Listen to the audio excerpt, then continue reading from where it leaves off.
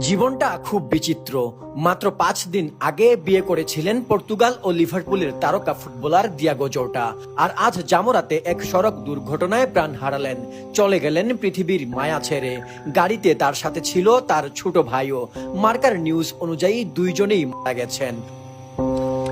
হঠাৎ করে এমন একটা খবর মেনেই নিতে পারছে না ফুটবল বিশ্ব। তার স্ত্রীর হাত থেকে এখনো যায়নি মেহেদির দাগ। বিয়ের গাউনটা পরে আছে এখনো বাসার ওয়ার্ড্রোবে। বিয়েতে যে ফুল উপহার দিয়েছিলেন বন্ধু বান্ধব, তাতে এখনো রয়ে গেছে ঘ্রাণ। অথচ যেই মানুষটার জন্য ফুল নিয়ে আসা হয়েছিল, তিনিই চলে গেছেন দুনিয়া ছেড়ে। তাহলে কি মানুষের জীবনের দৈর্ঘ্য একটা ফুলের ঘ্রাণের আয়ুর থেকেও কম? আর এমন সময়ে যখন একজন স্ত্রী এইরকম একটি ঘটনা শুনতে পারেন, তার কাছে কেমন লাগে? আকাশটা ভেঙে পড়ে না মাথায়?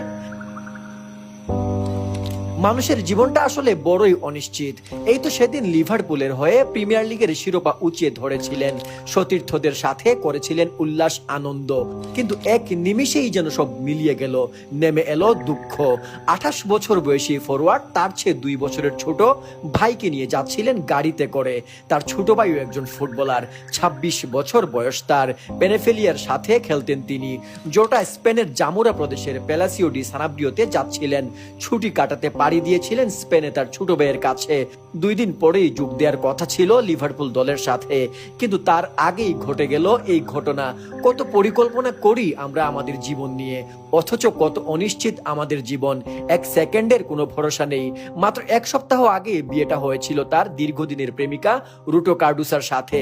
২০১২ সাল থেকে প্রেম করতেন তারা। ২০২২ সালে বিয়ের প্রস্তাব দেন এবং কিছুদিন আগেই বিয়েটা করেন। দীর্ঘদিনের প্রেমের ফসল হিসেবে তাদের আছে ৩টি সন্তান, যারা ৩জনই খুব ছোট। আর এমন সময়ে যখন একজন স্ত্রী এরকম একটা ঘটনা শুনতে পারেন, তার কাছে কেমন লাগে? আকাশটাই তো ভেঙে পড়ে পুরো মাথার উপর। তার এই মৃত্যুতে সারা পৃথিবীর ফুটবল দুনিয়ায় এক স্তব্ধতা নেমে এসেছে। পর্তুগিজ তারকা রোনালদো, তার সাবেক ক্লাব উলভস, বর্তমান ক্লাব লিভারপুল সহ বিশ্বের প্রায় প্রতিটি ক্রীড়া সংগঠক এবং সংগঠন ব্যথায় বেদনায় নীল হয়ে গেছে। আর হবে নাই বা কেন? ২৮ বছর কি আসলে খুব বেশি? জোটা তার কেরিয়ার শুরু করেছিলেন পাকোস ডি ফেরেইরার সাথে। তারপর ২০১৬ সালে লা লিগার ক্লাব অ্যাথলেটিকো মাদ্রিদে যোগ দেন।